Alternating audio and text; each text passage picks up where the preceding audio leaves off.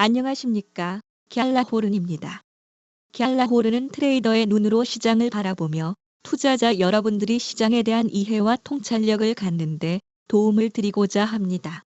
유로 달러 통화상은 순식간에 원비 가까이 하락했습니다. 미국의 비농업 부문 고용 변화 결과가 발표된 직후에 벌어진 일로 이른바 불꽃쇼로 불리는 논팜의 위력을 실감하는 순간이었습니다. 유로 달러는 1시간 차트에서 저항선으로 기능하고 있는 기존의 상승 추세선을 넘어서지 못하고 주저앉고 말았습니다. 유로 달러는 볼린저 밴드 하단을 따라 하락하다 이번 주를 마쳤는데 이 모습이 추세 반전의 계기가 될지 그 동안의 상승에 대한 조정일지는 다음 주에 확인해야겠습니다. 유로 달러는 4시간 차트에서 120일 지수 이동 평균선을 가볍게 무너뜨리고 1.08까지 내려갔습니다. 하지만 기존 지지대에서 하락세가 멈추었다는 점은 평가할 만한 요소입니다. 지난달 초 저항대로 작용했던 가격대가 지금은 의미 있는 지지선으로 기능하고 있음을 확인할 수 있었는데 당분간 이 지지대가 그 기능을 잘 수행할 것으로 기대해 봅니다. 그러면 볼린저 밴드 하단 밖으로 나간 유로 달러는 일단 밴드 안으로 복귀하고 다시 반등을 노릴 것으로 예상됩니다. 이번 주 유럽중앙은행의 피벗에 이어 다음 주에는 미 연방준비제도 연준의 금리 인하 여부가 결정되는데 이때 유로 달러는 어느 쪽으로든 크게 움직일 것으로 보입니다. 시장에서는 연준이 기준금리를 동결할 것으로 예상하고 있습니다. 일간 차트에서 유로는 주간 차트의 120일 지수 이동선 상단 안착에 실패하고 급락해 120일 지수 이동선과 직전 지지선까지 밀렸습니다. 여기서 반등할지 아니면 하락을 이어갈지 유로는 선택의 기로에 서 있습니다. 이번 급락으로 유로 달러는 일간 차트에서 이중 천장형 패턴을 형성할 가능성이 높아졌다고 볼 수 있습니다. 패턴이 형성되면 유로는 1.07 중반까지 밀릴 수 있으며 상황이 유로에 호의적이지 않다면 1.06대까지 밀릴 위험이 있습니다. 일간 차트의 120일 지수 이동 평균선이 지지선으로 든든하게 버텨준다면 유로가 반등해 주간 차트의 120일 지수 이동선 돌파도 기대해 볼 수 있을 것입니다. 금요일에 발표된 미국의 5월 비농업 부문 고용 증가가 전망치를 크게 웃돌며 시장의 금리 인하 기대감에 찬물을 끼얹었습니다. 현지 시간으로 7일 미국 노동부는 5월 비농업 부문 고용자 수가 전월보다 27만 2천 건 증가했다고 발표했습니다.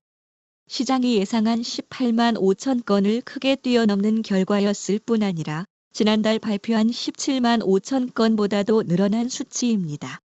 대신 실업률은 4%로 집계돼 전달의 3.9%보다 0.1%포인트 상승했습니다. 예상 밖의 고용지표 결과에 미 연준이 오는 9월에 금리 인하에 나설 것이라는 기대감도 크게 줄었다고 미 주요 매체들은 보도했습니다.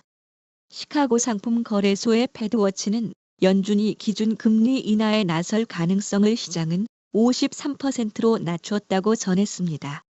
5월 비농업 부문 고용자 수 결과가 발표되기 전에는 70% 정도였습니다.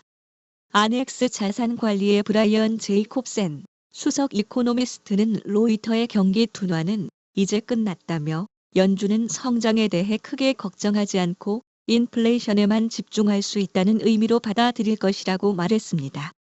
하지만 블룸버그 통신은 양호한 고용지표는 다른 수치와 일치하지 않는다며 이는 경제가 둔화하고 있음을 시사한다고 풀이했습니다. 유럽중앙은행은 시장이 예상한 대로 6일 기준금리를 0.25%포인트 인하했습니다. ECB가 금리를 2022년 7월 0.5%포인트를 올린 지 1년 12개월 만이었습니다. ECB는 인플레이션을 목표치까지 내리는데 시간이 더 걸릴 것이라며 추가 금리 인하에 대해선 확답을 피했습니다. 라가르드 ECB 총재는 추가 금리 인하 여부에 대해 모든 것은 데이터에 달려있다고만 했습니다. 유로존의 전년 대비 소비자 물가 상승률은 지난해 10월부터 2% 중후 반대에 머물고 있습니다. 이날 금리 인하는 만장일치로 이루어지지 않았는데 가장 매파적인 인사인 로버트 홀즈만 오스트리아 중앙은행 총재는 반대표를 던졌습니다. 그는 성명에서 최근 유로존의 인플레이션과 임금 상승이 가속화되고 있는 상황에서 금리 인하는 일관성이 없다고 주장했습니다. 이사벨 쇼나벨 이사와 네덜란드 중앙은행 총재 클라스 노트 등 영향력 있는 정책위원들은 다음 완화 시기가 9월이 될 것임을 시사했습니다.